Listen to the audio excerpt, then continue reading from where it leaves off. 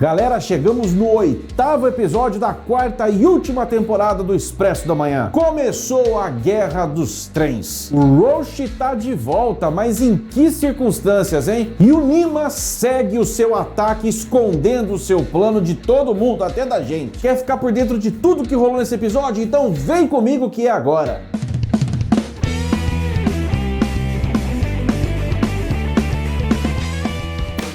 E aí galera, Spótico na área, eu sou o André Murilo e desejo que você esteja bem demais. Eu deixei de mencionar na última análise, sobre a situação do André Layton, da Josie e da Liana, que ficaram para trás, Eles estavam pegando uma carona, indo embora do silo, dentro do Snowpiercer, rumo ao Novo Éden. E aí teve toda aquela situação onde o Will Ford nos deixou, partiu dessa para melhor ou para pior, Ele se autocancelou com um cigarrinho envenenado, E ali, quando o André Layton tá voltando pro vagão de trás para encontrar com a Josie, é onde um dos soldados do Esquadrão Animal desacopla a parte traseira desses dois vagões do Snowpiercer e larga o André Layton para trás, Então ele ficou parado no meio do frio, no meio de tudo congelado ali, sem ter uma locomotiva para puxar. E é exatamente a partir desse acontecimento e do acontecimento envolvendo o Ravi, com a explosão, lá no trilho lá, que a gente ficou na dúvida se tinha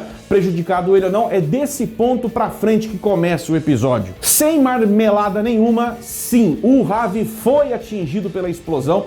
Ele só não morreu porque ele, na hora que explode, a explicação do episódio foi essa, Na hora que explode aquele artefato lá, ele tinha se afastado um pouco do dispositivo, do explosivo, para pegar uma ferramenta.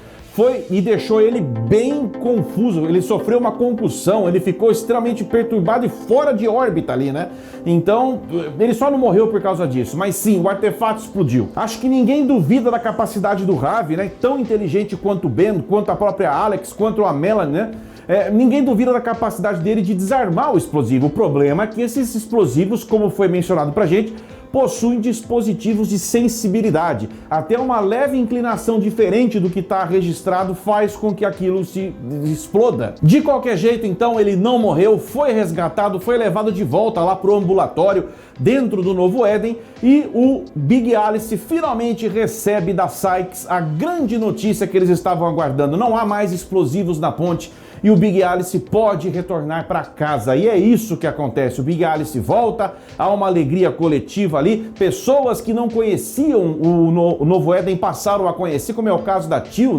Que inclusive não só passa a conhecer o Novo Éden, como mata uma saudade imensa do seu grande amor, que é a Audrey, que é resistente a se abrir totalmente para a Teal, porque ela tá toda desfigurada, Ela sempre foi muito vaidosa, ela tá realmente insegura de si, não só insegura da sua imagem física, que tá totalmente deteriorada, mas de como vai ser o futuro, qual vai ser o futuro desse Novo Éden. As duas vão ter uma vida para viverem juntas, assim como todos da comunidade? E o Big Alice, então, fornece a energia necessária para que todo o acampamento volte à sua normalidade, Com a energia estabilizada, eles podem começar, então, um processo de se reorganizarem, de se reconstruírem. O próprio episódio abre com a fala, com a narração do próprio Ravi, E eu já pensei, meu Deus do céu, ele abriu falando em espanhol, Até porque ele é mais um de tantos milhares de cidadãos que vivem nos Estados Unidos, mas que são de origem hispânica ou latino-americana. E ele narra como que foi difícil eles encontrarem o equilíbrio dentro desse apocalipse.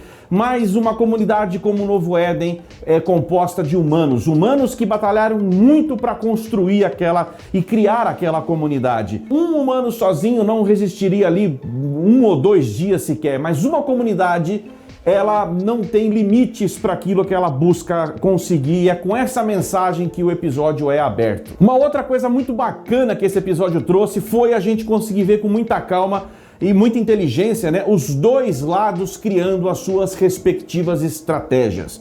O Snowpiercer liderado pelo Nima criando a sua estratégia de ataque e dentro do Novo Éden eles criando a estratégia de defesa. Pelos lados do Snowpiercer ficou muito claro, o Nima precisa do Big Alice a todo custo, mas quando a Alex fala para ele revelar os planos, ele ainda esconde. Ou seja, nós estamos no 8º episódio e nós não sabemos ainda direito por que os caras querem exatamente o Big Alice. No caso, o Nima disse que precisa do Big Alice para fazer algumas adaptações, né? Precisa transformar o Big Alice e adaptar ele para alguma situação. Mas que situação é essa? Para disparar o foguete não basta o Snowpiercer? Por que o Big Alice também? E mais uma vez ele desconversa e não revela os planos. Eu confesso para vocês que eu acho que nessa altura do campeonato, chegando no 8º episódio, acho que já estava na hora, a gente já podia pelo menos saber do que se tratava, né? Pô, já tá começando a cansar também esse negócio. Por quê? E ao mesmo tempo também o Nima não tá nem um pouquinho interessado, como o próprio almirante Anton Milius, né, que já foi também dessa no mesmo episódio que foi embora o Will Ford, né? Eles não estão nem aí pro Novo Éden, pra comunidade Novo Éden. E o plano do Nima é resgatar o Big Alice e explodir todos aqueles explosivos ao redor da montanha para botar a comunidade soterrada, né? Acabar com a comunidade. Forças internacionais de paz que matam pessoas. Tá tudo certinho aí, né? Por falar em Nima, ele segue mentindo para Alex. Foi um episódio em que a gente não viu a Melanie, pra variar, né? Depois de uma sequência de episódios com ela, sem ela, né? E ele tá mentindo, ele diz pra Alex que ela tá coletando dados climáticos, tá trabalhando no silo, tudo conversinha mole, ela tá presa. Ela foi colocada pra dormir, tá presa, e o Nima tá mentindo pra Alex, pra extrair da Alex o que a Alex tem de melhor, que é a sua inteligência. Ninguém conhece o Big Alice melhor do que a própria Alex. Pelos lados do Novo Éden, então, a estratégia escolhida foi de criar um gargalo na entrada do Novo Éden, né? Os caras criaram uma espécie de uma arapuca para receber o Snowpiercer, não fazendo com que eles tivessem uma outra opção de caminho a não ser parar o trem e entrar por dentro da rua principal da comunidade para serem ali atacados dos dois lados. Para preservar o Big Alice e tentar uma jogada, né, para manter a comunidade ainda em pé, eles deslocam o Big Alice para um ponto mais adiante, contornando a montanha, deixando o Big Alice mais longe um pouco, justamente numa parte em que é possível desviar a rota do trem,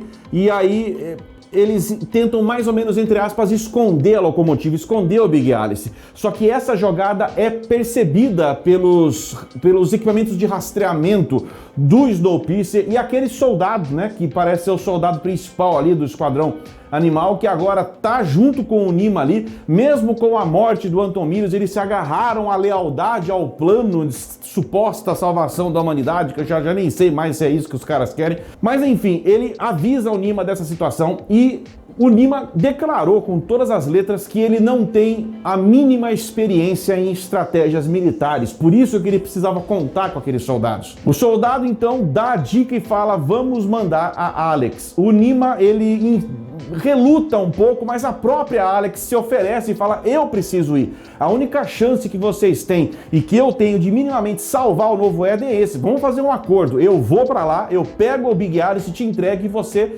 poupa a vida das pessoas. Já não basta o orgulho de dizer que ao longo de uma vida inteira ele trabalhou o projeto Gemini, né? Ele foi tão sarcástico com a Alex que ele diz para a Alex que, olha, metade da sua vida eu trabalhei em cima do Gemini, então eu consigo ver até além do Gemini. Ele tá tão cego que o negócio vai dar certo que ele não tá dando o mínimo ouvido, e pelo contrário, além de não dar ouvido aos avisos da Melanie e da Alex para não soltar o Gemini, porque vai acabar de aporcalhar tudo na humanidade por conta das toxinas do Gemini, ele se irrita profundamente, totalmente embebido do seu próprio orgulho. Seu ego é tão grande que deixa ele cego e bêbado de si mesmo. Mas eu tava dizendo, a Alex também, o que ela tem de inteligente, ela tem de inexperiente no campo da luta, né, da estratégia militar.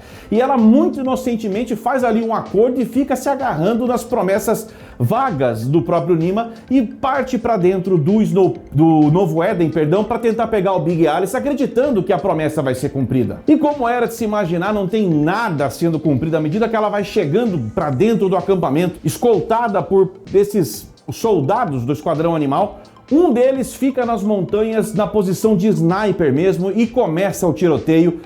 Vários amigos da Alex ali começam a ser baleados ali. A própria Josie questiona: o que você fez? Por que você trouxe esses caras aqui? E aí, só aí então, a Alex se dá conta do tamanho da M que ela fez, né? A Alex então é conduzida à força por um dos soldados do Esquadrão Animal para dentro de uma base de controle dentro do Novo Éden, aonde a partir de um computador seria possível ela reverter o caminho do Big Alice e trazer o Big Alice de volta desse suposto esconderijo, e dali para pra frente e sair embora com o Big Alice. Resta saber se ela vai fazer isso ou não, e se eles vão ter sucesso ou não, porque foi exatamente nesse ponto que o episódio terminou. Ela na frente do computador, com uma arma encostada na cabeça, sendo obrigada a desfazer o que o Ravi muito brilhantemente fez. Acho que dá para adicionar aqui em cima dessa análise pelo menos 2 pontos bem interessantes que esse episódio deixou. O primeiro ponto é o retorno do Roche, né? Um retorno que pra mim, eu não sei você que assistiu, mas pra mim ficou esquisita a história que ele conta, né? Os caras deram uma solução muito simplória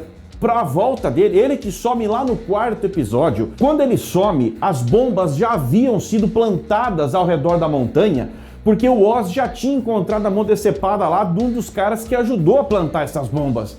Então quando ele cai, durante a tempestade de neve, quando ele cai lá, morro abaixo e some, as bombas já estavam lá. Ele diz que ele foi achado por soldados desse esquadrão animal, foi colocado num veículo e foi levado pro silo. Pra mim já começa a ficar esquisito aí. Por que os caras não acabaram, não cancelaram o CPF do Roche nesse momento? Por que pegaram o Roche e levaram pro silo? Pra extrair dele alguma informação? Pode até ser, mas não foi dito. Se ele tava no silo esse tempo todo, enquanto o pau tava torando lá nos episódios anteriores, aonde que o Roche tava dentro do silo que não apareceu pra ajudar? Ele disse que tava fugindo, subindo um monte de escada, mas o André Layton também subiu um monte de escada junto com o Will Ford e tal.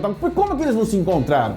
Pra mim ficou bem estranho isso. Mais estranho ainda é a história que ele conta, que na hora que ele tá cercado por vários soldados, ele desce a ripa em todos os... Bom, os caras são gigantes, os caras têm até, parece que, força sobre-humana. Os caras são muito fortes, ele sozinho derrubou todos os soldados, ainda pegou a roupa de um soldado que, pela bandeirinha aqui do lado aqui, era um soldado da Islândia, né? Pela bandeirinha da Islândia aqui. E aí, é com essa roupa que ele aparece naqueles 2 vagões que ficaram para trás, com a Josie, com a Liana e com o André Layton, porque o André Layton acha lá um sistema antigo de rádio, passa um rádio pedindo ajuda pro silo, e o único que atende é o Roche. O Roche escutou o recado do André Layton. Pô, ele foi o único que ouviu, só ficou ele para trás no silo. Ou os caras ficaram com preguiça de escrever melhor essa cena, essa volta, não souberam como desenvolver a volta do Roche melhor, ou tem mais alguma coisa aí que ainda nós vamos ver nos próximos 2 episódios. Tô aqui dizendo que o Roche é um traíra? Não, pelo contrário, eu não gostaria mais nem de pensar minimamente nessa possibilidade, de tanto que eu gosto desse personagem.